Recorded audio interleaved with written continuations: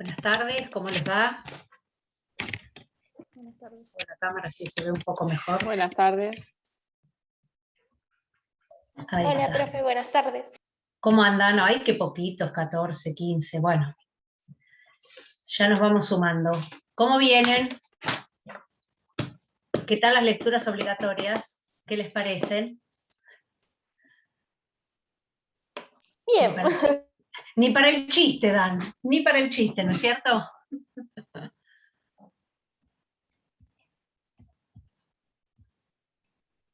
Bueno, prendan si quieren los que pueden, por favor, las cámaras, así lo hacemos un poco más llevadero. Calculo que Francisco debe estar por entrar en cualquier momento. Ahí lo tenemos, así que... Mario, ¿qué tal? Buenas tardes. Profe, pido disculpas que no prendo la cámara, es que hoy no puedo. Está bien. No hay problemas, puede suceder. Buenas tardes, profe. Hola. Ahí está.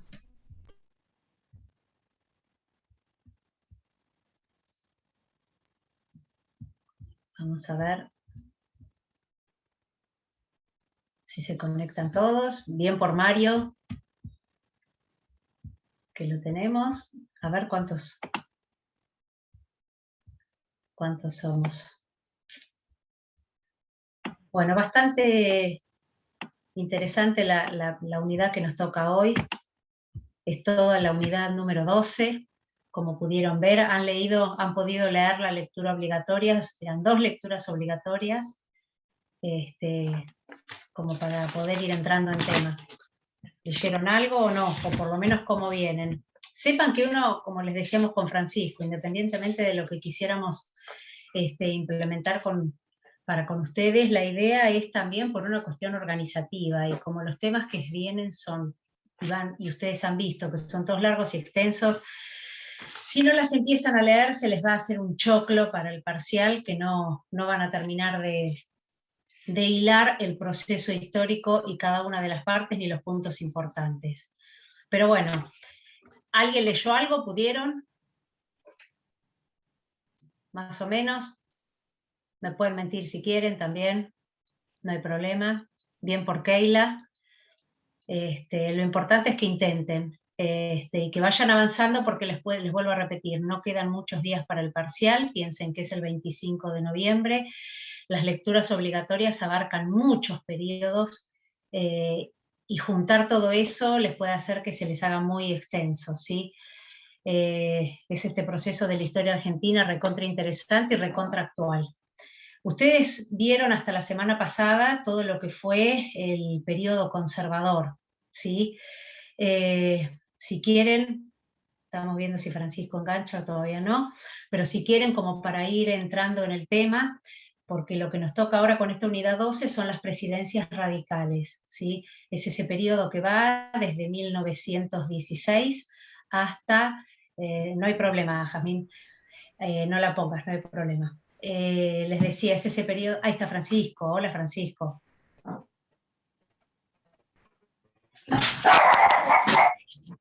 Perdón, te vemos congelado. ¿Ahora vos nos ves? No. Bueno, Francisco, lo tenemos congelado. No sé si nos escuchás.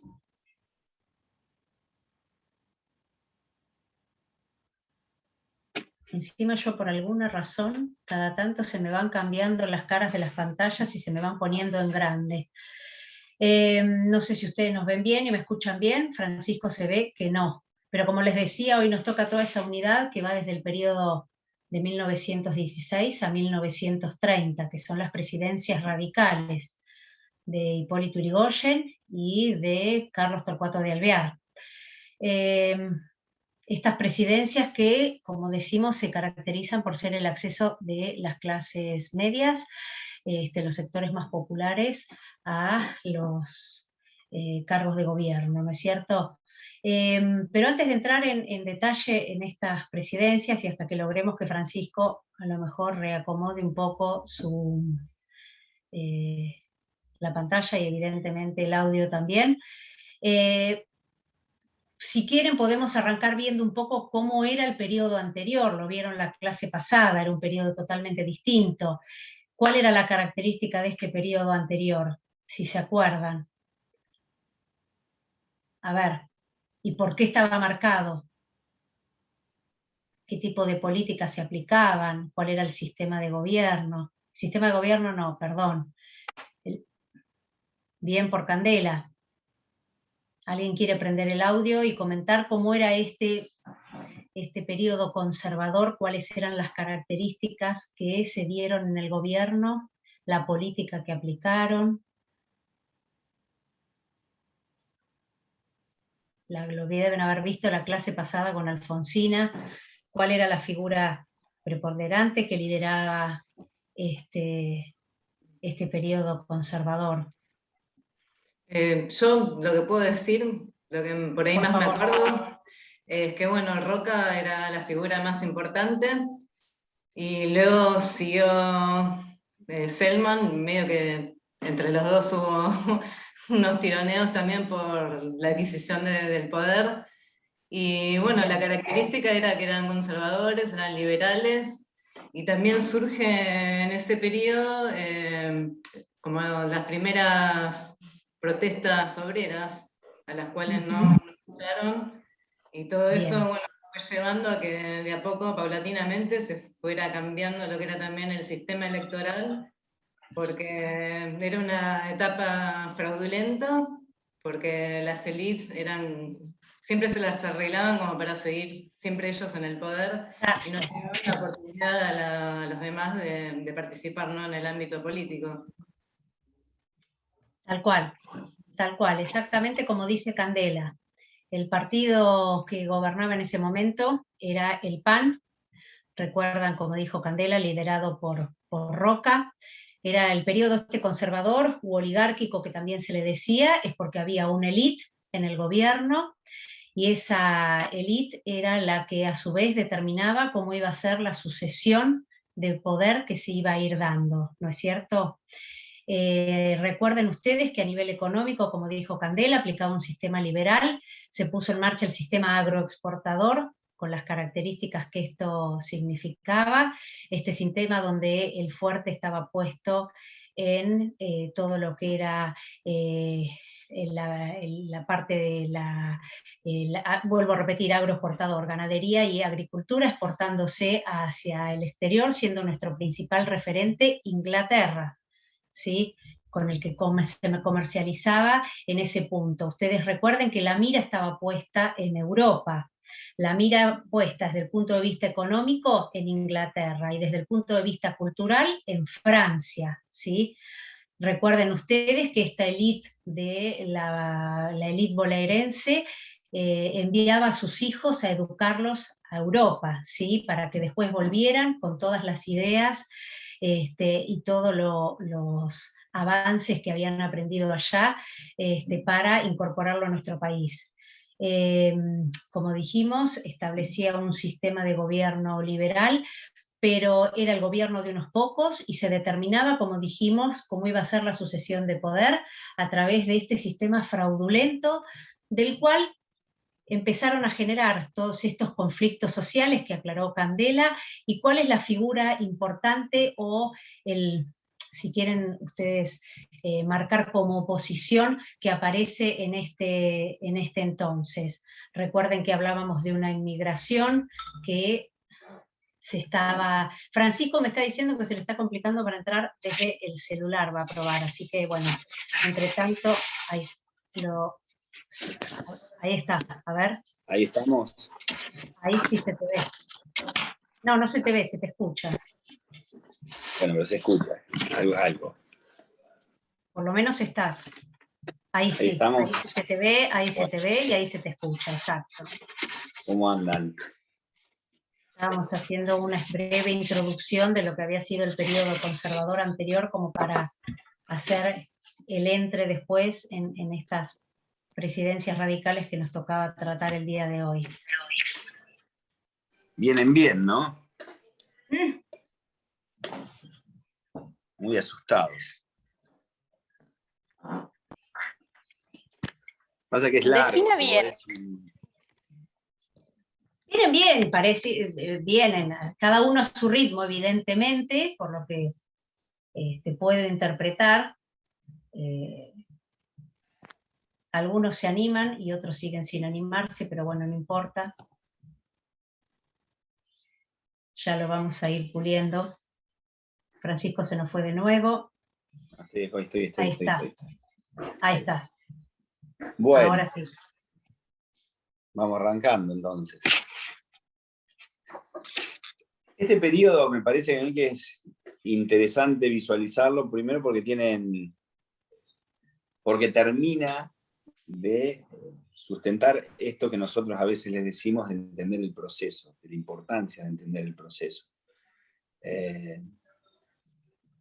Porque ustedes vieron toda la parte anterior, todo lo que fue el periodo conservador, el primer periodo conservador, cómo se fue conformando la pelea por el voto, las distintas revoluciones, cómo se van generando, qué pasa con la inmigración, cómo la inmigración empieza a ser un motor generador de muchas cuestiones. Y de hecho, en la lectura que tienen para esta parte, hay un desarrollo específico, claro, y contundente de cómo la inmigración va a ir marcando todo este periodo. Pero lo que queda en claro también es esto de que nosotros le machacamos tanto, que la verdad es que se termina de cerrar, por lo menos, en lo que va a ser la llegada del radicalismo al poder, un proceso. Un proceso que, si ustedes lo miden, arrancó allá por 1890. Que se fue desarrollando, que fue madurando, que tuvo muchas idas y vueltas, que tuvo distintas revoluciones, distintos enfrentamientos, pero que claramente a partir de la ley Sáenz Peña, y eso lo tenían en la unidad anterior, se termina definiendo el entramado que va a situar la aparición de este periodo, que llamativamente es el segundo periodo más largo de la historia argentina con democracia. No es un tema menor, digo, porque nosotros ahora, por suerte, nos hemos acostumbrado y hemos tenido un periodo de 38 años, ahora vamos a empezar a transitar. Pero fíjense que hasta acá, el periodo más largo con una democracia, con elecciones, y eso lo vamos a arrancar acá. Entonces, tiene que ver con un proceso político, histórico, que comenzó a fines de los 90, y que va a ser y va a terminar generando la llegada de Hipólito Yrigoyen a la presidencia de la Nación. ¿La inmigración tiene que ver en todo esto? Sí, tiene que ver. Muchas de las leyes laicas que se dictaron tienen que ver con todo esto. Claro que tienen que ver. Es inconcebible imaginar la llegada del radicalismo al gobierno en el año 16 sin todos esos periodos, esas circunstancias previas. En primer lugar, porque hay claramente una identificación de los sectores medios en ese periodo y los sectores inmigrantes, o los sectores ya de hijos de muchos de esos inmigrantes, que van a estar condicionando y posibilitando la llegada del radicalismo. Porque lo que vamos a empezar a ver es la aparición en escena de un nuevo sector político y un nuevo sector poblacional que interviene en la política. ¿Ustedes se acuerdan cuando nosotros analizábamos la lectura de Di Meglio? Cuando se veía todo lo que fue en la primera década revolucionaria, cómo apareció, cómo se empieza a ver una nueva dirigencia política, cómo empieza a haber una nueva intervención de los sectores políticos en el espacio público. Bueno, acá pasa algo similar.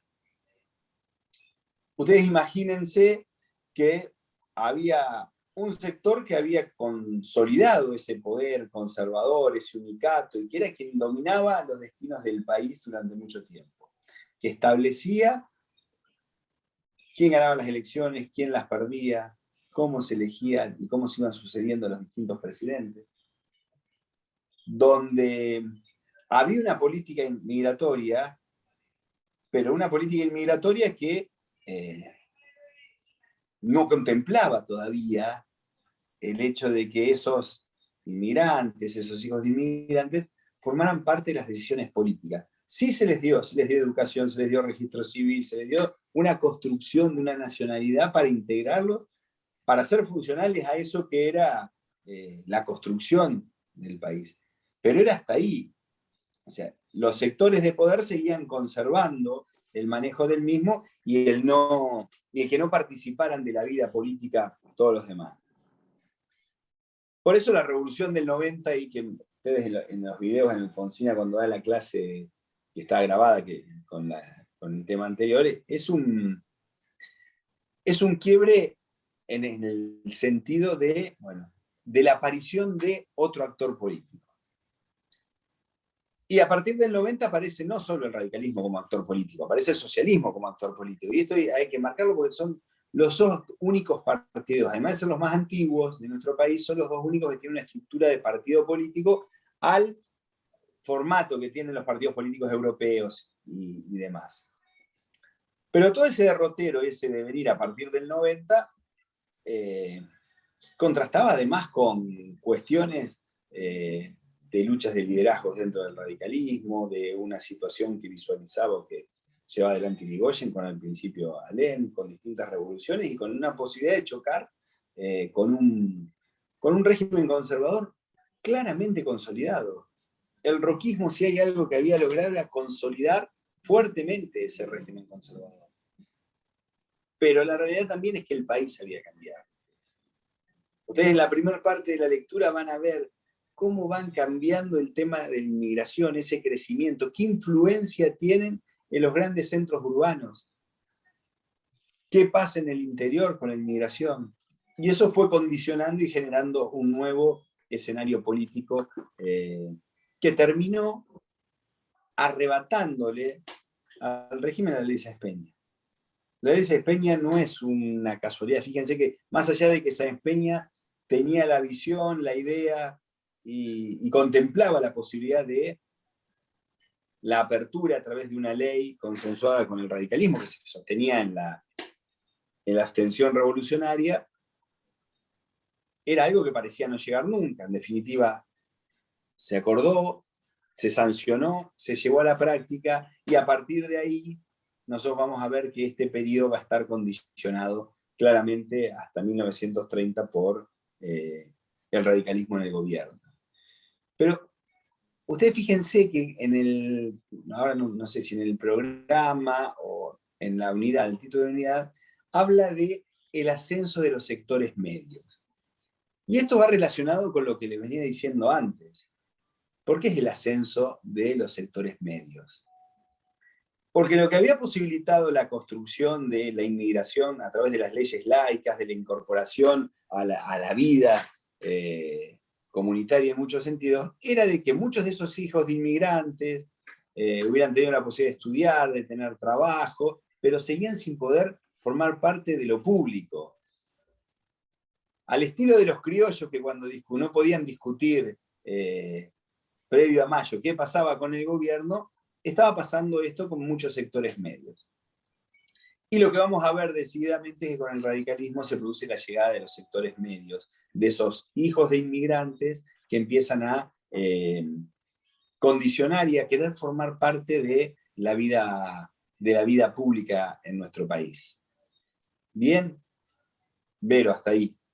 ¿Algo más? Sí, como introducción, no, está fantástico y demasiado claro.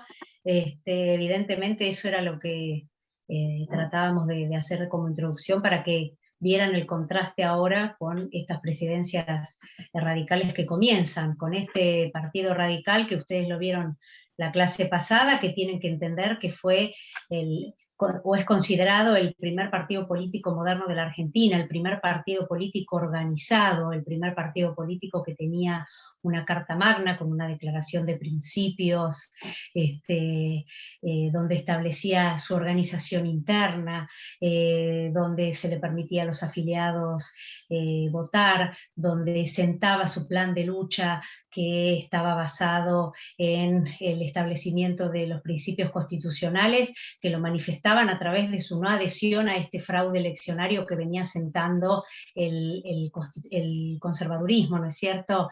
Entonces mantenían este abstencionismo hasta que con la ley Sáenz Peña, que como dijo Francisco surge de la desde el propio Partido Conservador, como una medida para lograr un poco de consenso, y le sale el tiro por la culata, porque participan de las elecciones los radicales, y termina siendo electo como presidente Hipólito Yrigoyen allá por el año 1916, con toda esta conflictiva nacional e internacional.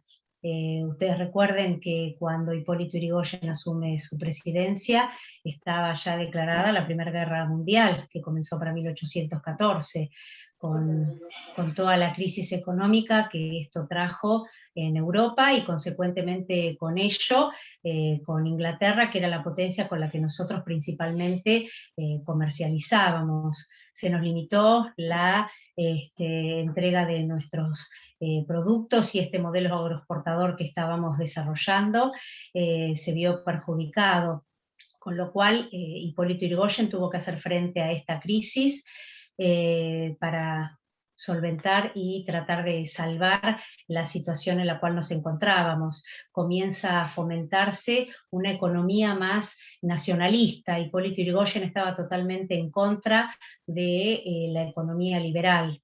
Él propiciaba una economía nacionalista y era un aférrimo defensor de todo lo que era el patrimonio nacional, ¿no es cierto? Entonces comienza a implementar una política de intervencionismo desde el punto de vista de establecer la necesidad, por ejemplo, de la parte de los servicios públicos que estaban en manos inglesas, manos privadas. Ve la necesidad de estatizarla, ve la necesidad de implementar todo lo que era potenciar la economía a través de, por lo menos, la remisión de carne congelada hacia Inglaterra. Ve la necesidad de comenzar a comercializar con los Estados Unidos, ya no como un intercambio de mercaderías, sino que nosotros comenzamos a importar con Estados Unidos y permitimos que nos traigan sus capitales para invertir en todas aquellas industrias que eran conexas a esta cultura agroexportadora y la base rural, que era el sentir del radicalismo, ¿no es cierto? Era necesario establecer, entiende Yrigoyen, un sistema personalista. Se decía que Yrigoyen estaba sentando políticamente un sistema personalista, porque participaba activamente en todos los sectores en los cuales la política intervenía. Intervenía con sus ministros, intervenía a las provincias, porque consideraba que la oposición hacía fuerte presencia. Recordarán ustedes que de la noche a la mañana el conservadurismo no desaparece. Los conservadores continuaron estando presentes tanto en las provincias como en cargos legislativos, como dentro del Poder Judicial, y comenzaron a hacer fuerte presencia en todo lo que era la prensa escrita, para manifestar su oposición a esta política nacionalista que estaba implementando Yrigoyen. Entonces Yrigoyen comienza a adoptar, como les dije, una postura intervencionista. Interviene las provincias, obviamente, que a través de la utilización de una figura que la propia Constitución le facilitaba. Comienza la oposición a argumentar un avasallamiento de parte de Yrigoyen por sobre las autonomías provinciales, y la justificación que da Yrigoyen a esto es que era necesario reparar esa ilegitimidad de poder que venía sentando el conservadurismo. A su vez la oposición también, haciéndose eco de otra figura constitucional, comienza a interpelar a los ministros del gabinete del Poder Ejecutivo. Obviamente que plantándose en su posición, Hipólito Yrigoyen no se hace eco de ninguna de estas interpelaciones al gobierno que hacía la oposición. Y a su vez también él consideraba que era necesario comenzar a restablecer todo lo que era el sistema energético sobre la base del petróleo existente en nuestro país. Recuerdan ustedes que para 1906 se había descubierto un pozo petrolero, un yacimiento petrolero en Comodoro Rivadavia. Y lo que empieza a sentar Irigoyen con esta política energética era ver la necesidad de monopolizar tanto la explotación como la comercialización de este producto y de este recurso que teníamos en el país y que hasta ese momento estaba concesionado a empresas extranjeras. Son proyectos que empiezan a enviarse al Congreso y que se concreta después, posteriormente, con la presidencia, perdón, de Alvear, en donde, siguiendo esta línea, Alvear nombra como presidente a cargo de la dirección, perdón, de yacimientos petrolíferos fiscales a Mosconi, al general Mosconi. Se envían estos proyectos de este cambio de esta política energética al Congreso, como les dije, la Cámara de Diputados aprueba este proyecto, cuando llega a senadores lógicamente es rechazada, y es una política que va a quedar abandonada a su suerte allá lejos después del golpe de Estado de 1930 que lo saca Irigoyen del poder, ¿no es cierto? Pero Francisco, hiciste como para agregar algo. No, hay una cuestión que me parece que Vero les marcaba, que es muy, diferenciadora del periodo anterior, y que es la cuestión institucional, porque lo que marca ahí Vero con relación a las intervenciones y de la reparación que plantea Irigoyen, se hace todo dentro de un marco de no solo legitimidad, sino de legalidad. ¿Por qué además? Porque Vero lo marcó muy claro, es decir, nosotros veníamos de un proceso político que durante prácticamente 50 años había estado controlando desde cada una de las elecciones cómo se controlaban los poderes provinciales y se habían generado prácticamente feudos en nuestras provincias. Entonces, era muy difícil llevar adelante este proceso institucional de cambio y de respeto por la Constitución. Pero además, hay un detalle que ahí la lectura, cuando habla de cómo se da el fenómeno en el interior y cómo se da el crecimiento de la inmigración, vamos a ver que hay una incidencia en lo que son los sectores urbanos. El radicalismo tiene mucho que ver al principio con esos sectores urbanos.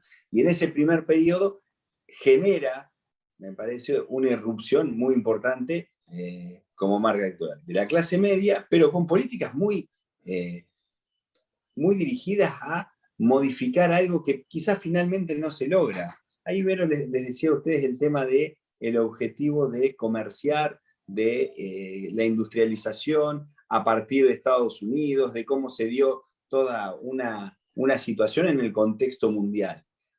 Lo que apuntaba en el origen Irigoyen era a romper, ¿qué? Claramente el modelo agroexportador. Ese era el gran desafío, que creo que sigue siendo el gran desafío que tienen los distintos gobiernos, que no han logrado romper esa matriz que la generación del 80 incorporó y no lo han logrado superar. Pero cuando apuntaba a la industrialización a partir de las relaciones con algunos países del extranjero, cuando se apunta claramente a lo que fue la política energética de yacimientos petrolíferos fiscales, Cuando pasa en el gobierno de Irigoyen y se acompaña el fenómeno que ustedes tienen la lectura específica y lo tengo que mencionar, la reforma del 18, la reforma universitaria, eso apunta a romper un esquema de poder clásico que existía en el país. De un poder clásico al que tenían acceso muy pocas personas, muy pocas familias.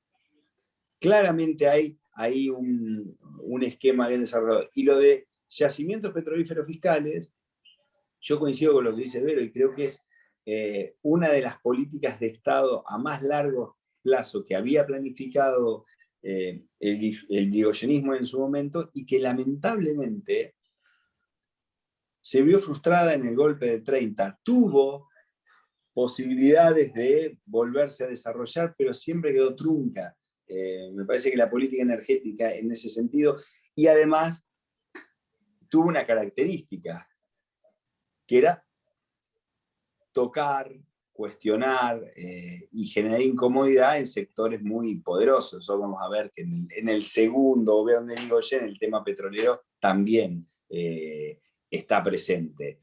Pero me parece que es muy importante visualizar y que ustedes lo piensen en ese sentido, más allá de las obras de gobierno, cómo hay una incorporación o cómo se da esa incorporación del sector. Porque vamos a encontrar, por ejemplo, que hay algunas políticas que tienen que ver con la cuestión obrera, vamos a ver que hay políticas que tienen que ver con las viviendas, y vamos a ver además que más allá de las confrontaciones, por ejemplo, con el socialismo, hay algunas posturas o cuestiones en común que fracasaban en su mayoría en el Senado. Porque lo que les marcaba muy bien Vero era real. El radicalismo nunca pudo tener mayoría en el Senado. Esto es una cuestión así histórica. No solo le pasó a Irigoyen, le pasó a Alvear, le pasó a Irigoyen y le pasó a todos los presidentes radicales de la historia, que nunca tuvieron mayoría en el Senado, siempre la mayoría tuvieron, en este caso los conservadores, o si no en otros periodos el peronismo. Pero esto no es un tema menor, porque gran parte de esas modificaciones que se planteaban hacer, hasta con las intervenciones, en muchos casos chocaban con el Senado, donde seguía siendo el coto de los poderes por ahí más concentrados. Eso era Vero. No, apasionante escucharte, obviamente. Obviamente que es sobre el foco que haces vos el tema de la economía, tienen que tener en cuenta que dentro de ese parámetro de comercialización que estableció Irigoyen, se produjo como una triangulación entre lo que era Inglaterra y entre lo que era con Estados Unidos, ¿no es cierto? Se hablaba de un comercio triangular.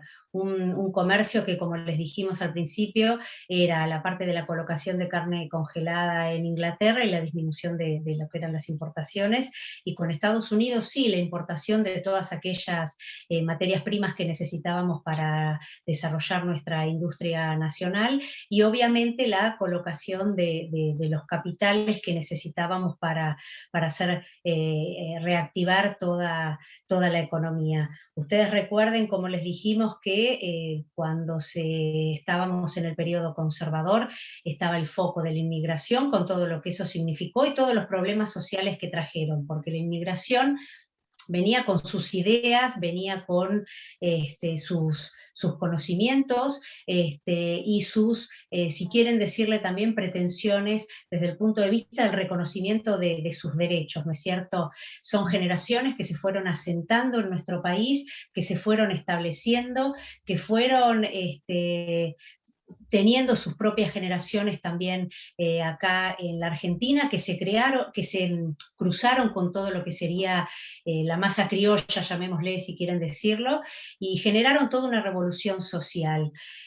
Obviamente que esa revolución social ya había comenzado, y lo vieron ustedes en la clase pasada, con el tema de las leyes, la ley de residencia y la ley de defensa nacional, respecto a la intervención que se tuvo que hacer con respecto a los inmigrantes y el pensamiento que ellos estaban aplicando.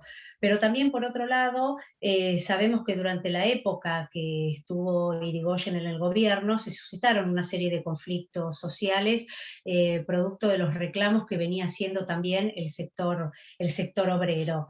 Se le critica a Irigoyen por un lado, no sé, Francisco, vos qué opinás, porque adoptó una actitud paternalista, pero no estaba del todo definida. Por un lado era paternalista en algunas cuestiones muy particulares, muy puntuales, y por otro lado en todo lo que era el reconocimiento de los reclamos generales que venían haciendo esta burguesía industrializada, o este proletariado, mejor dicho, industrializado que estaba creciendo, era bastante reactivo.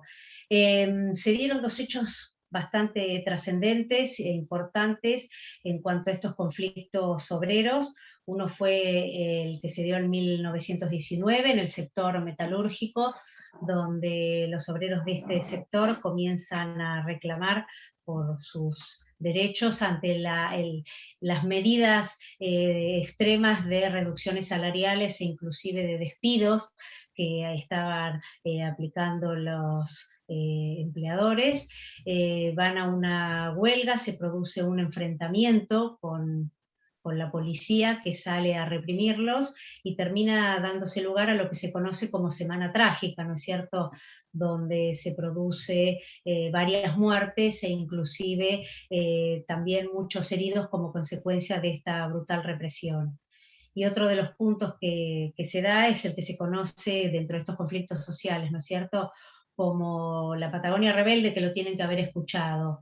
Este conflicto se da en el sur, es un conflicto que se da entre estancieros y peones de campo, producto de esta crisis del sector en cuanto a la imposibilidad de ubicar sus productos, en este caso en las estancias del sur, grandes productoras de lana, no podían exportar sus productos como venían haciendo hacia Europa, Inglaterra específicamente. Los estancieros de la época recurren al sistema que en aquel entonces era habitual, que era reducir los beneficios o los derechos de los obreros, de los peones de campo. Los despiden, les producen reducciones salariales, los peones van a una huelga generalizada y obviamente salen nuevamente las fuerzas de seguridad a reprimir estos desmanes que se estaban produciendo, y nuevamente se produce, tanto en Santa Cruz como en la provincia de Chubut, una masacre. La crítica que se le hace a Irigoyen es que no salió a tomar intervención o a reaccionar frente a estos desmanes. ¿Querés hacer alguna aclaración, Francisco? Yo creo que, a ver, no, me parece, es un tema, creo que es un tema tremendamente conflictivo el de este periodo, y tiene que ver con dos cosas, me parece que es interesante analizar, y por eso hacemos tanto hincapié y volvemos. Nosotros tenemos un movimiento obrero que tiene características, y ahí cuando vieron la ley de defensa social y cuando se ve la ley de residencia, directamente ligado a la inmigración. Un movimiento obrero que tiene básicamente un ideario socialista u anarquista en algunos casos. Que eso no impidió que Irigoyen dialogara. Lo que creo que hay una cuestión que tiene que ver que es muy compleja, o sea, muy compleja, que parece que en Argentina siempre resulta ser muy compleja. El gobierno de Irigoyen se sitúa en el rol que tiene que tener el Estado ante los conflictos laborales, que es el del árbitro. Es decir, arbitrar entre el reclamo de los trabajadores y los intereses de la patronal para mediar, que es el rol que en definitiva hoy en día sigue teniendo el Estado para estas cuestiones. Que no era lo mismo en 1918. Porque nosotros hasta acá teníamos un Estado que siempre intervenía, pero no como árbitro, sino prácticamente como parte. Entonces, lo de la Patagonia, por ejemplo, rebelde, es muy increíble, pero las fuerzas de Irigoyen se entera después que las fuerzas de seguridad habían actuado. Y tiene que ver con ese formato de país que se iba forjando y me parece construyendo. Y con un desarrollo y un cambio interesante en términos industriales que aparecía. A ver, yo creo que hay situaciones que son complejas y cuando se sale de regímenes autoritarios o que controlan situaciones, a veces la institucionalidad es difícil. Es difícil de comprender o es difícil de aceptar. Es increíble. Uno dice, pero ¿por qué Irigoyen hacía pasar todas las cosas del Congreso si se las iban a rebotar? ¿O por qué esta cuestión de pretender actuar? Porque tenía que ver con ese pensamiento krausista que tenía, me parece, Irigoyen, que era institucional, que era tratar de tener eso que definió al inicio de su gobierno. El programa de Irigoyen era la Constitución. Él, cuando le preguntan cuál es su programa de gobierno, era la Constitución. El respeto y la incorporación de todos los derechos que estaban en la Constitución. Entonces, creo que a partir de ahí es muy difícil en el contexto que se da. Hay muchas de las cuestiones que ha tenido el radicalismo histórico, y me parece que en esto a Irigoyen le pasa que esa influencia krausista que tenía a partir de muchos autores, hizo que en muchas situaciones imaginara o tuviera un diagnóstico de situación para lo que era la realidad de funcionamiento de los poderes en Europa, que todavía acá faltaba. Es como el diagnóstico, yo creo que a veces el diagnóstico económico que tenía Irigoyen al llegar, la verdad que era distinto al que se daba en la práctica. Y eso a veces genera consecuencias como estos dos hechos que son, me parece, significativos, y que tienen una dimensión importante para la época, en un marco y en un contexto en donde los sectores más conservadores tenían hasta grupos como la Liga Patriótica y demás, que enfrentaban a los trabajadores. Esto nos parece una locura, pero los controles de la huelga los hacían los jóvenes de la Liga Patriótica, que eran grupos armados de los sectores conservadores, y no las fuerzas de seguridad. Entonces, en todo esto, a veces es difícil entender o verlo. Por eso es tan complicado contextualizar a veces, para entender por qué fue tan importante este primer gobierno de Irigoyen en términos de lo que nosotros tenemos que ver, de modificaciones y herramientas jurídicas. Porque claramente lo que trae este periodo, además de, como decía hoy, de ser el primer periodo largo de democracia, es el primer gobierno que nos trae la Constitución como proyecto a cumplir y a respetar. Y no es un tema menor. Nosotros, desde 1810, venimos con el primer periodo que no logramos la independencia. Después estuvimos casi 50 años para lograr tener una constitución. Después teníamos una constitución que necesitaba otras patas para empezar a funcionar. Después que fue creciendo las patas de esa constitución, no teníamos la participación, no se garantizaba la participación de los sectores. Se dio esta situación, todo un proceso que termina llegando y que evidentemente es difícil de visualizar hoy en día. Yo hoy veía unas cuestiones con los chicos del secundario que tenían que ver justo antes del periodo del último proceso. Y resulta difícil a veces entender los contextos tan disímiles, con ideas tan distintas y con realidades tan distintas. Entonces, hay muchas de las cuestiones que ustedes dicen, pero ¿por qué si Irigoyen no podía controlar una situación en la provincia, no se plantaba en los medios de comunicación, como hacen algunos presidentes o algunos? Porque no existía. Porque había una visión muy distinta. Fíjense que Irigoyen no iba a la apertura de sesiones del Congreso y mandaba su discurso escrito, porque él decía que no tenía que influir en la decisión del Congreso porque era un poder soberano. O sea, una concepción de otra época seguramente, pero con unos valores totalmente distintos, a los que venía de ese momento llevando Argentina adelante.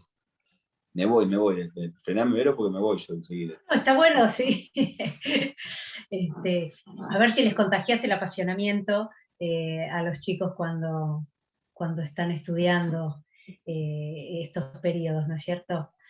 Vos hablaste de la Liga Patriótica y es un punto importante a tener en cuenta porque es un grupo que se forma precisamente para proteger o para, sí, que actuaba en beneficio de los intereses de los empresarios. Estaban influenciados todos de los empresarios, de los estancieros, y siempre vamos a lo mismo, de las clases económicamente más poderosas, ¿no es cierto? Y trataban de velar por esos intereses, y a su vez también es que lo más difícil de este punto es que estaban influenciados por todas esas ideas fascistas que venían gestándose en Europa, para ese entonces, y que a su vez propiciaban la necesidad de la represión de los grupos obreros, y que a su vez pretendían gobiernos más autoritarios, por eso se decía que eran de un nacionalismo más de derecha, ¿no es cierto? Entonces, era otro punto con el cual tenía que lidiar Irigoyen. Todas las transformaciones sociales que se fueron dando en esta época, se pueden imaginar que no escaparon, y está la lectura obligatoria para que lo lean, a la necesidad de reforma de lo que eran las altas casas de estudios, ¿no? de aquel entonces. Estamos hablando de la reforma universitaria. Todos estos cuestionamientos y estas crisis sociales, desde ya que llegó a la universidad. Ustedes saben que las universidades para aquel entonces eran consideradas casas mudas y cerradas. A ver a quién se le ocurre por qué puede ser considerada una universidad así, en una clara contraposición a lo que tenemos hoy en la universidad, ¿no es cierto?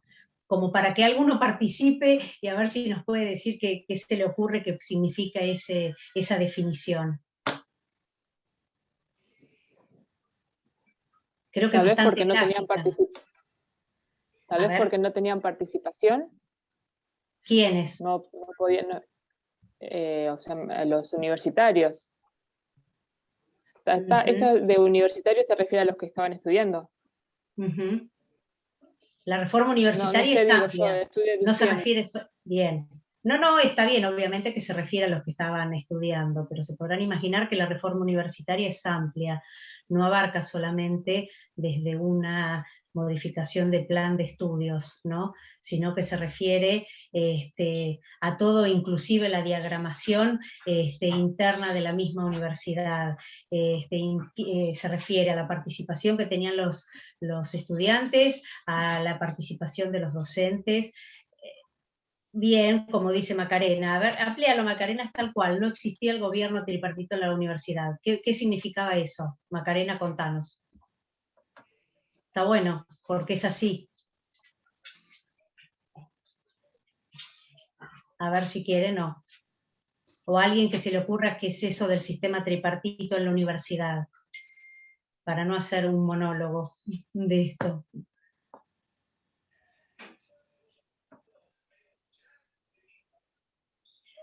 Bien, exacto. No decidían en las decisiones de la universidad.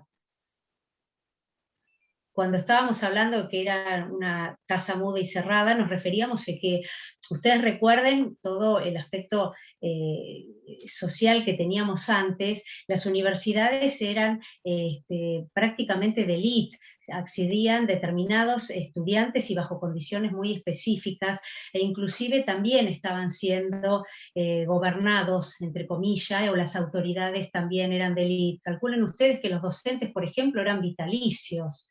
¿Sí? Como dijo Macarena, los estudiantes no tenían ninguna clase de participación. Los docentes se enquistaban en sus cargos y ejercían una cuestión más autoritaria que participativa en cuanto a lo académico y en cuanto a lo social con respecto a sus estudiantes. La lectura obligatoria que ustedes tienen les va a abarcar todo el periodo de transformación que sufre la universidad, que comienza en la época de de Irigoyen, en donde se produce esta reforma, en donde se exige y se logra este cogobierno de la universidad por parte de sectores que antes no participaban. Pedían también una actualización del plan de estudios que era muy, que no alcanzo a terminar de leerte. Porque era muy antigua, sí, exactamente. ¿No querés prender el micrófono, Macarena, o no podés? Porque capaz que es más productivo si en vez de leerte te podemos escuchar, porque está bien lo que venís diciendo claramente con respecto... Ah, perdón, ok, no puede. Sí, exactamente era así, el tema de la universidad. No participaban, los planes de estudios eran antiguos y obsoletos. Calculen ustedes también que las universidades, específicamente la de Córdoba, tenía un corte netamente religioso, lo hablamos en su momento también, el tema que estaban los jesuitas en su momento, allá lejos y hace tiempo, y después comenzamos con todo el proceso que necesitaba y requería de esta actualización, con los cuales los estudiantes querían y exigían participación. Toman la universidad como se hace ahora. ¿Qué opinan ustedes para exigir un cambio? ¿O no? ¿Cómo piensan ustedes que se manifestó en ese entonces? ¿Cómo se lograba el cambio en aquella época? Aparte de Macarena, que evidentemente leyó la lectura obligatoria, se ve, ¿quién más quiere opinar? Este es un tema, chicos, a ver, en el cual nosotros no somos objetivos. Pero cuando digo que no somos objetivos, no en cuanto a lo que se puede opinar o no, sino claramente es un tema en el cual nos sentimos parte. Yo siempre pongo el ejemplo del significado. A veces nosotros no analizamos la reforma o la implicancia o la importancia que tuvo la reforma universitaria. Yo siempre por ahí lo personalizo. Y digo yo, en un contexto de educación sin reforma del 18, en mi caso, por ejemplo, seguramente no hubiera estudiado. Ni hablar de dar clases, mucho menos. O sea, seguramente no, en otro contexto nunca hubiera sido universitario ni tampoco podría estar dando clases. La reforma es sustancial en la historia de nuestro país. Y parece que a veces tenemos el tema de que, bueno, que esa lejanía que parece existir entre la universidad y el resto de la población. Y la verdad es que la reforma lo que viene a romper es eso. Vero se los marcaba claramente, la universidad era para una élite, para un determinado grupo, con determinadas condiciones, no solo económicas, religiosas y demás, que eran los únicos que podían acceder ahí, donde se estudiaba lo que se decía. No había libertad de opinar, pensar, leer o analizar cuestiones contrafácticas, como a veces pasa hoy en día en la universidad, que tiene que ver con el espíritu, me parece, que tiene que tener la educación y que tiene que tener la universidad. Las cátedras además eran vitalicias, se transmitían de padres a hijos, o sea, eran prácticamente principados, en donde el hijo seguía la misma carrera y seguía dando la misma cátedra. Y además, no solo, porque a veces dice, no tenían la participación de los estudiantes, tampoco tenían la participación de los graduados. Tampoco los docentes tenían el grado de incidencia en el gobierno que tienen. Hoy en día, fíjense que tenemos no solo el gobierno tripartito, sino que el gobierno, hasta los sectores no docentes, que forman parte también del gobierno de la universidad, participan. Entonces, era una cuestión prácticamente arcaica, obsoleta, cuando la educación se había transformado. Y usted va a decir, otra vez vuelve con lo mismo. ¿Por qué se entiende la reforma del 18? ¿Por qué también tenemos reforma del 18? Porque antes de la reforma del 18 tuvimos leyes laicas.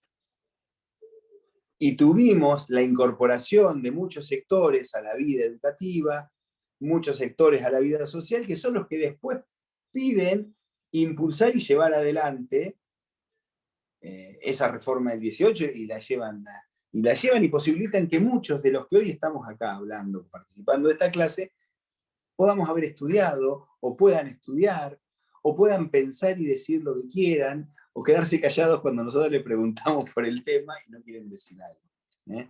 Es sustancial y además aparecen, no es solo que ustedes a veces cuando hablan del tema de la reforma universitaria se quedan con el gobierno tripartito. Participación de gobierno de estudiantes, docentes, graduados. Es gobierno tripartito, es libertad de cátedra, lo que trae libertad de pensamiento y de disentir, es concursos para la elección de los docentes con antecedentes y oposición que podían ser controlados por estudiantes, por graduados, porque es traer también al graduado, ese que se recibió y que por ahí está desarrollando su profesión y nunca más pasó por la universidad, traerlo a que decida, a que opine. Es una universidad que piense en la investigación y en la extensión, que es un concepto vital porque es el que logra unificar, relacionar a la universidad con la comunidad. Porque si no, la universidad se termina convirtiendo a veces en una élite de unos pocos también. Entonces, la extensión es lo que tiene que darle esa relación con la comunidad. Por eso es importantísima la reforma del 18. Más allá de la cuestión histórica y la sucesión de hechos, nosotros no le pedimos que hagan cronología. Si ustedes ven la lectura que tienen, que escribe Alfonsina, Juanjo, entre otros, ahí lo que hay es un pensar la universidad y todo lo que ha significado esa reforma. ¿Qué es lo que apuntamos con muchas de estas cuestiones? A ver, ¿qué nos dejó esto?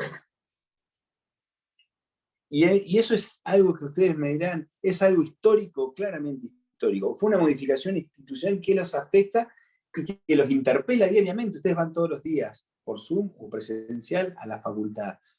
Interpela todas estas cuestiones, son parte de esa reforma. Entonces, por eso es un tema que para nosotros es central. Y si bien, y en esto me parece que hay que marcar una diferencia además con otros sectores políticos, porque Irigoyen no impulsa la reforma.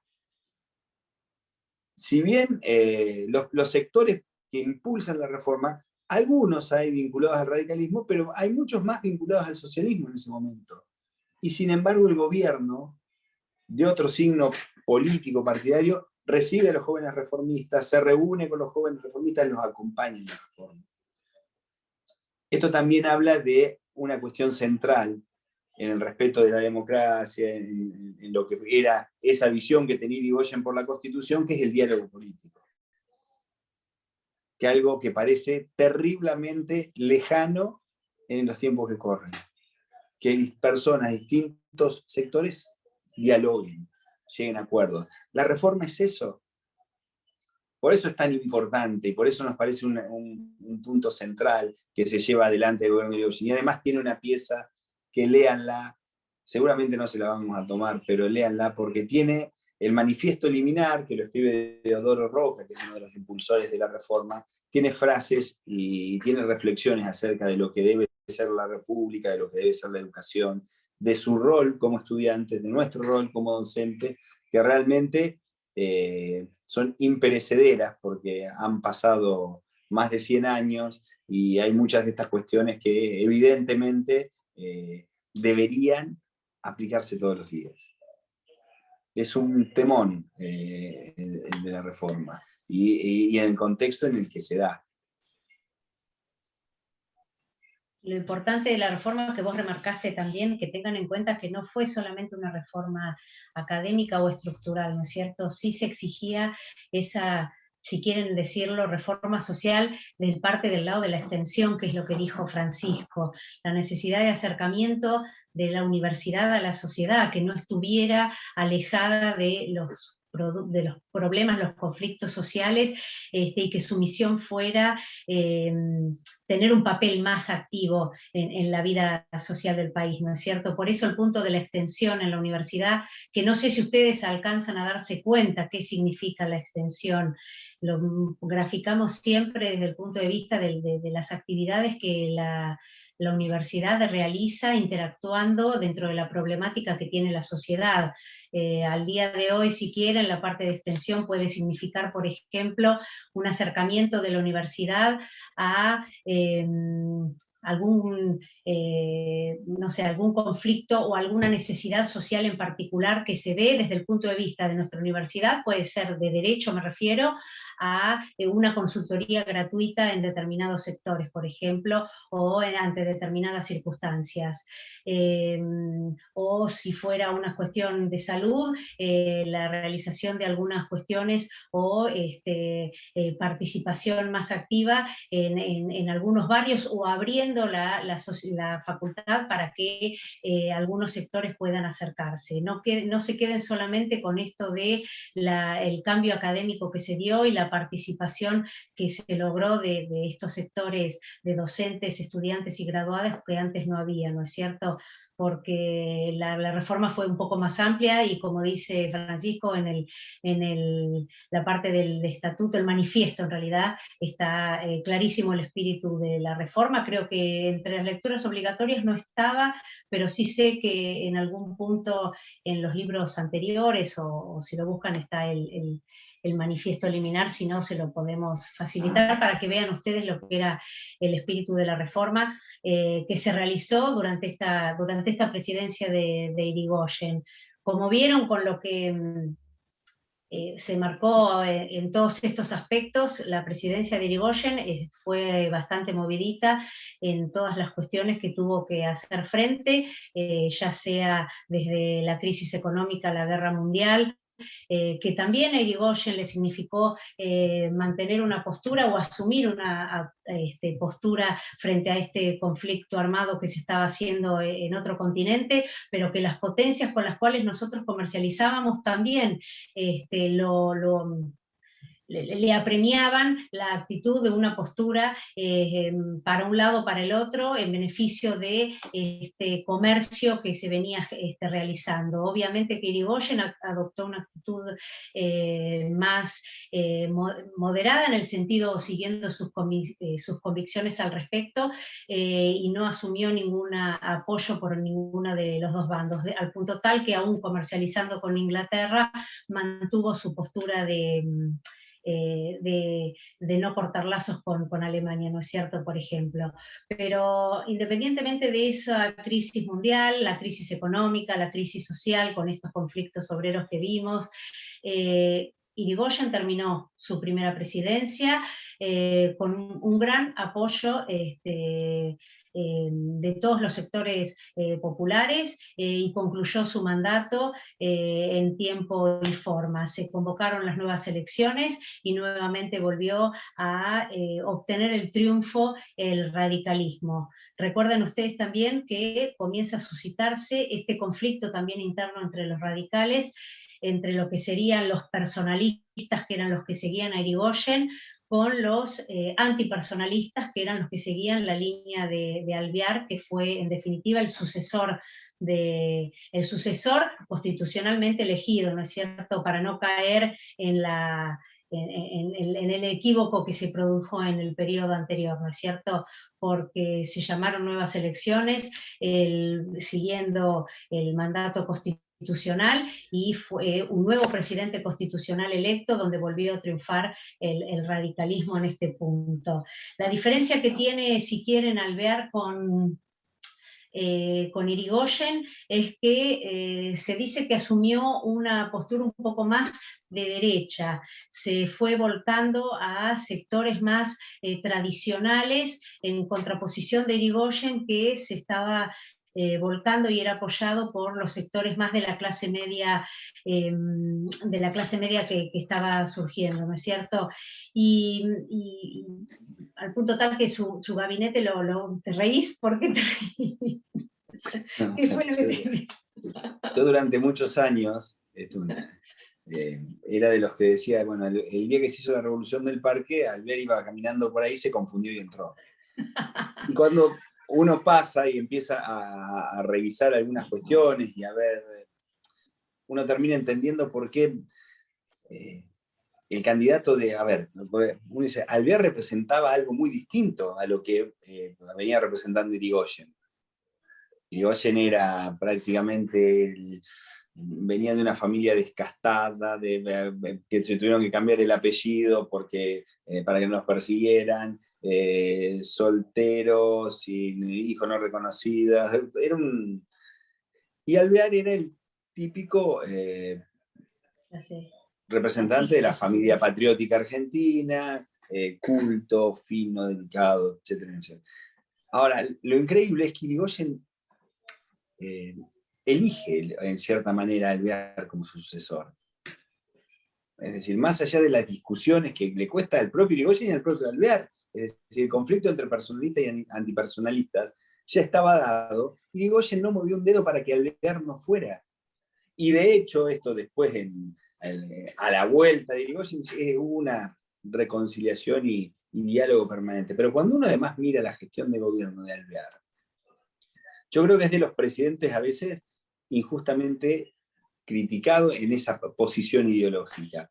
Porque uno encuentra que, por ejemplo, el gran desarrollo de las políticas laborales se da en la presidencia de Alvear.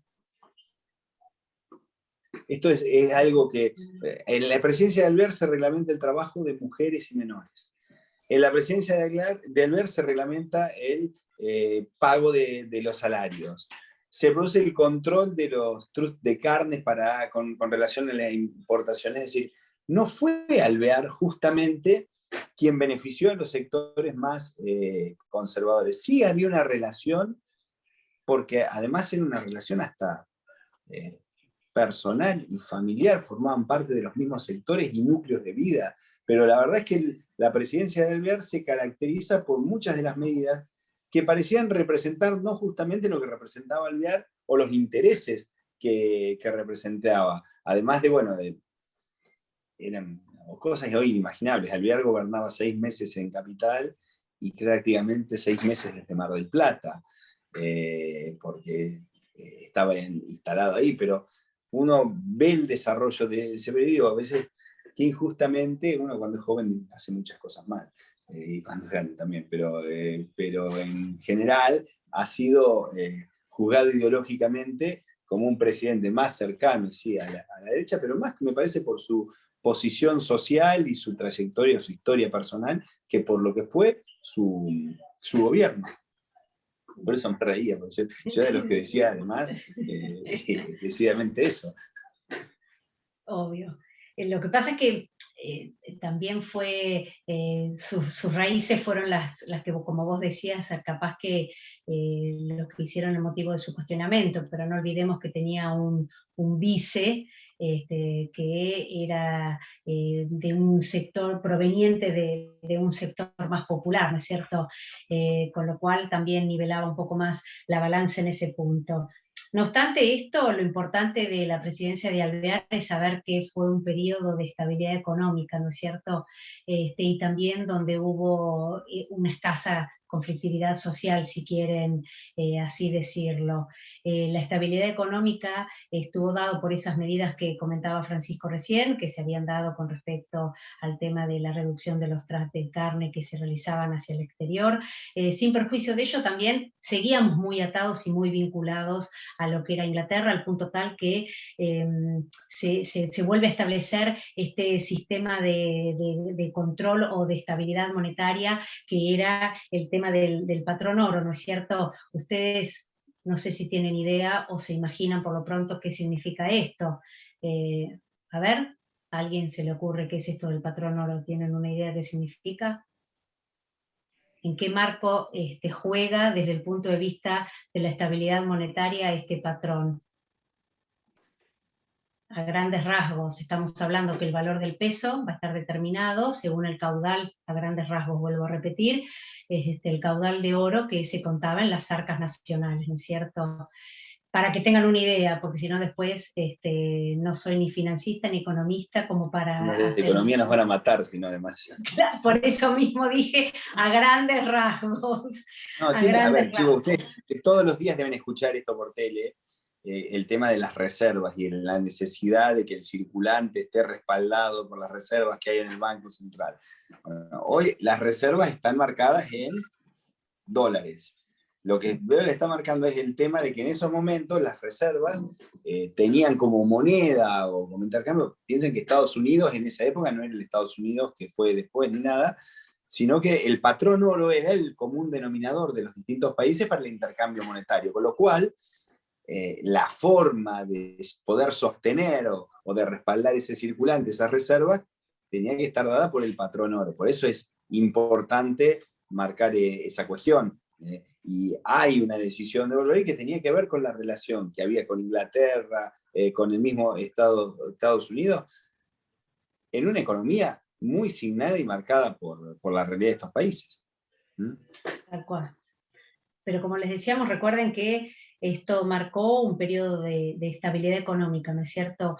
Un periodo que logró un equilibrio en la parte de lo que serían las remuneraciones de la clase trabajadora y el costo de vida. Hubo como una regulación y una estabilidad de precios que logró calmar esta conflictiva social y el menor reclamo de parte de estos sectores.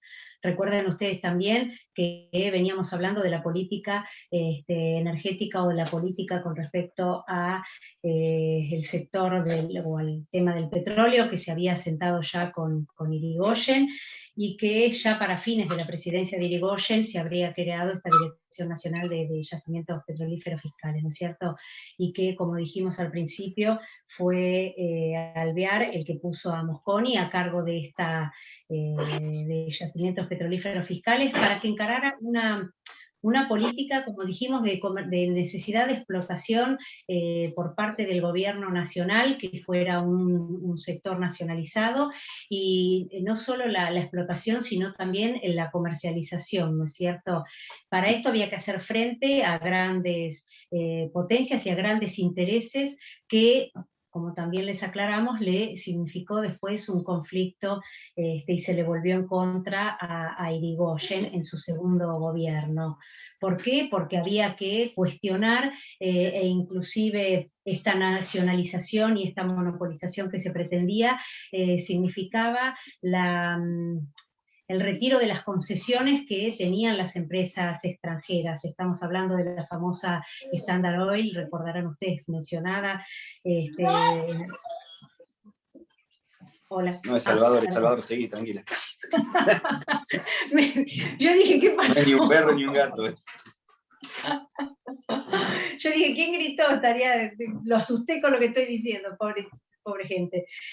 Bueno, la cuestión con respecto a este tema, como dijimos, suscitó la presentación de un proyecto. Volvemos a lo que comentó Francisco ante el Congreso.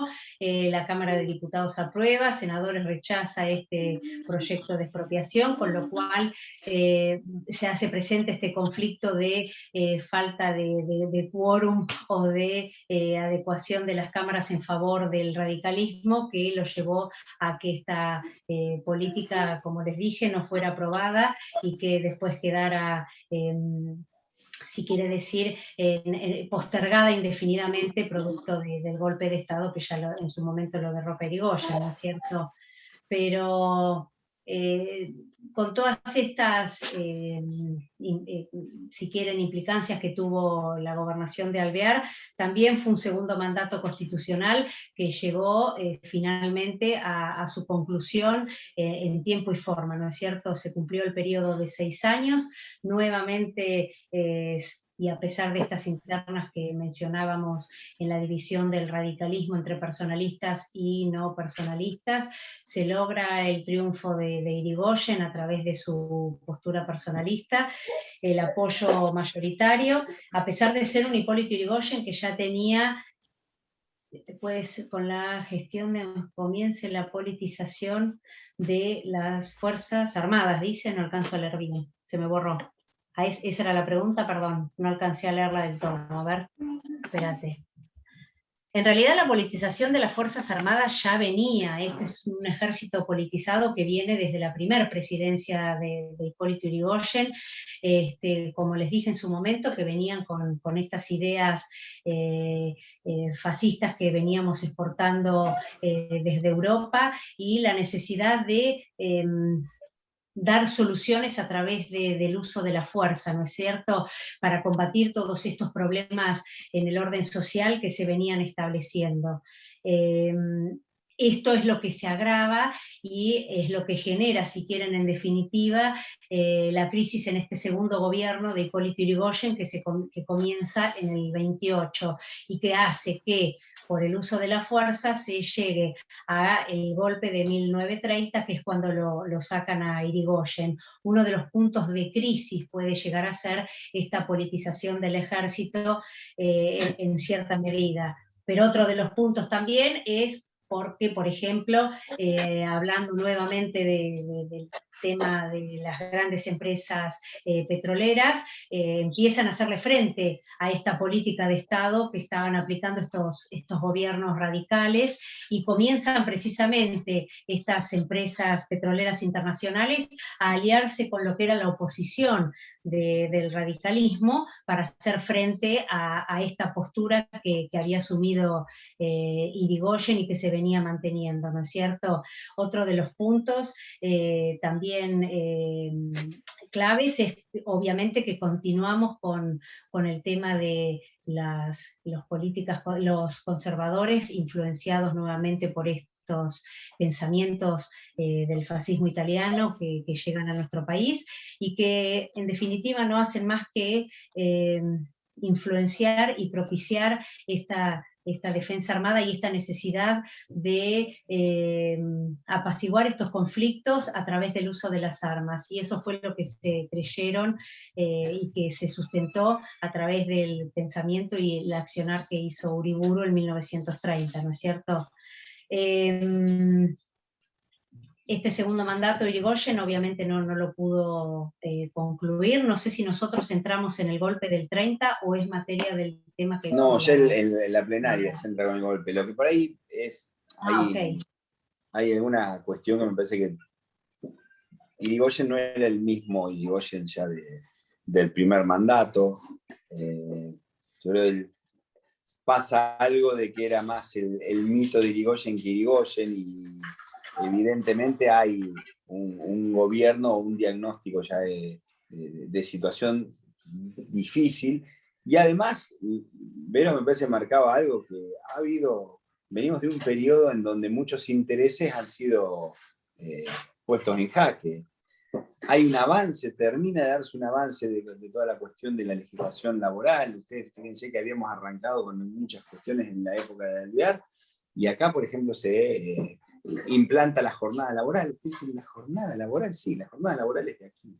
Es del segundo gobierno de Irigoyen, con lo de las famosas 8 horas de trabajo, y así toda una serie de cuestiones que después con el golpe se suspendieron absolutamente todas, y que habían significado un avance en muchas materias, que había significado además la incorporación de ese sector político a la vida administrativa, pública y estatal. Es decir, empezamos a ver que hay incorporación de muchos de esos hijos de inmigrantes en los sectores del trabajo público, del Estado, que hasta ese momento no tenían tampoco acceso. Y la situación que se da con el petróleo claramente es muy llamativa. Las concesiones vencían a pocos días de que Irigoyen fuera derrocado. Hay toda una serie de contextos en los cuales empiezan a colaborar para que un Irigoyen que no tenía claramente la misma fortaleza política que había tenido en el primer mandato, que tenía una fuerte crisis entre sus ministros. El radicalismo no solo había tenido una crisis con el sector antipersonalista, sino que dentro del propio radicalismo que estaba gobernando había una fuerte crisis interna entre sus ministros. Esto es un clásico. Yo me acordaba cuando Vero hacía el relato. Hay un dato que es anecdótico, pero a Irigoyen fue expulsado del radicalismo. En su momento lo expulsan del radicalismo de la provincia de Buenos Aires porque no compartía los ideales. Entonces, esta es una cuestión que lamentablemente en muchas cuestiones es bastante normal. La situación de salud de Irigoyen y su avanzada edad es una cuestión que también termina incidiendo y condicionando este gobierno, y todo este maremágnum de cuestiones termina deviniendo claramente en el golpe de Estado que se lleva adelante en septiembre de 1930, que me parece que ahí hay algunas cuestiones que ustedes las van a tener que mirar, que seguramente se van a ver ahora en la plenaria, y donde van a tener que hacer, me parece, mucho hincapié, porque tiene que ver con algo que el otro día los chicos en el taller lo veían, en las distintas visiones, ¿no? O los distintos usos del discurso y del lenguaje discursivo a veces para justificar algunas cuestiones. Nosotros vamos a ver que a partir de acá se instaura una forma distinta hasta de plantear los golpes. Acá vamos a hablar de revoluciones. A partir de ahora vamos a encontrar que todos los golpes son revoluciones, y esto tiene que ver con un lenguaje relacionado a que nosotros automáticamente hacemos cuando nos hablan de una revolución. Y nosotros tenemos, cuando nos hablan de revolución en general, se nos viene a la cabeza la Revolución de Mayo. Entonces no es casualidad que vean que todos los golpes hayan tenido de nombres encabezados por revolución. Y vamos a ver toda una serie de circunstancias que van a marcar la historia política y jurídica de los próximos 50 años, porque el golpe de Estado de 1930 va a traer como colación uno de los documentos jurídicos más lamentables de la historia de nuestro país, que es la famosa Acordada del 30, donde la Corte Suprema de Justicia de la Nación va a terminar sentando una doctrina que justifica todos los golpes de Estado, a partir de ese, todos los que vienen para adelante. Pero es un tema que hay microclases, hay de todo para que lo vayan viendo, pero para que entiendan la dimensión de lo que fue el golpe y lo que va a ser esa acordada, que es lamentablemente muy, muy importante. Tampoco lo ayudó, pobre Irigoyen, que se le juntaron todas la crisis mundial de 1929, ¿no es cierto? Que eso significó también un golpe económico. Recuerdan que habíamos dicho que se habían traído capitales extranjeros, que los Estados Unidos había comenzado a invertir también en el país, estableciendo estableciendo aportes y creando y participando con esta industria conexa a la industria ganadera, que eran los frigoríficos. Producto de esta crisis, Estados Unidos, obviamente que se lleva sus industrias, se lleva sus capitales, porque había que reforzar las casas matrices de cada uno de los de su propio origen, ¿no es cierto? Y a su vez, por otro lado, teníamos la situación que se da con Inglaterra, a quienes nosotros le enviábamos nuestra carne congelada. Eso era un gran mercado que se había mantenido, que significa esta crisis mundial que hiciera que Gran Bretaña dictara una serie de medidas en beneficio de todos los países que conformaban el Commonwealth, es decir, que dependían de la corona británica. Había que beneficiar ese mercado interno, y consecuentemente con ello empiezan a limitar el tema de el cupo de carne que la Argentina iba a enviarle. Con lo cual estamos ya hablando que la cuestión económica tampoco fue un factor que colaboró en este Irigoyen cansado y mayor de edad, ¿no es cierto? Pero la cuestión es que comienza este ciclo de golpes, de quiebres institucionales, a través del uso de la fuerza, que cada uno de ellos va a tener sus características, como le dijo Francisco, del 30, con la acordada que sacó la Corte, sentó un precedente sin precedentes, porque la verdad que dio un punto totalmente crítico y discutible, sentando la posición de un poder ejecutivo ante este gobierno que había asumido por el medio del uso de la fuerza, ¿no es cierto? Entonces, es un punto interesante que tienen que tener en cuenta para cuando estudien los golpes, porque es clave, ¿sí? No sé si hay algún punto más para agregar, si te parece, o quieren preguntar algo que no les haya quedado. Yo creo que hay una cuestión claro, que es clave, que la vamos a ver a partir de este momento también, para entender a veces por qué, porque nosotros tenemos una recurrencia en algunas cuestiones que tienen que ver con nuestra historia, y es el hecho de no hemos podido lograr salir del modelo agroexportador. Esto es una cuestión para pensarlo, ¿no? Porque ha tenido influencia en términos político-históricos y también legislativos. El último ejemplo de esta situación fue la crisis de la 125, chicos. Uno puede estar saliendo de la discusión de si uno está a favor, en contra, cómo está. Esa crisis se da porque el país necesita o depende de los recursos que siguen entrando de la producción primaria. No logramos hacer eso. El Estado depende exclusivamente de eso. Entonces, por eso cuando los granos valen 600 o 500 dólares, andan todos festejando, y cuando se caen los precios, se andan todos suicidando. Entonces, no logramos salir de ese modelo, y vamos a ver que es algo recurrente, y que en términos políticos y de cambios institucionales va a producir y va a incidir permanentemente. Y ahí yo creo que es donde una cuestión crítica al periodo del radicalismo, a ese periodo, es que fue tanto a veces el hecho de poner en vigencia la cuestión constitucional, el funcionamiento institucional, que esa posibilidad de desarrollo industrial que se empezó a dar en el gobierno de Alvear no se lo pudo continuar en el tiempo. Eso hubiera sido interesantísimo. Salvador opina lo mismo. Tiene razón. Para un desarrollo de este tipo. Ya no quiere saber más nada, Salvador, me parece que los chicos tampoco, pero bueno, si quieren preguntar algo, estamos. Si no, tienen mucho para leer, con lo cual no se dejen estar porque se les va a juntar todo. Quedan 2 clases con nosotros nada más, ya en la última tenemos un feriado en el medio y ya viene el parcial, con lo cual